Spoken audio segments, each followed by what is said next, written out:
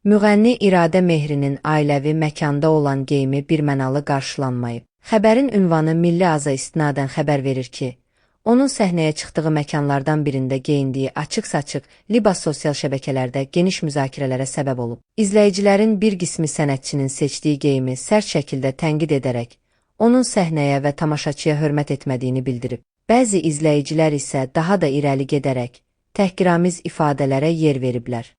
Tənqidlərdə əsas vurğulanan məqam isə sənətçinin ifasından çox görünüşü ilə gündəmə gəlməyə çalışması olub.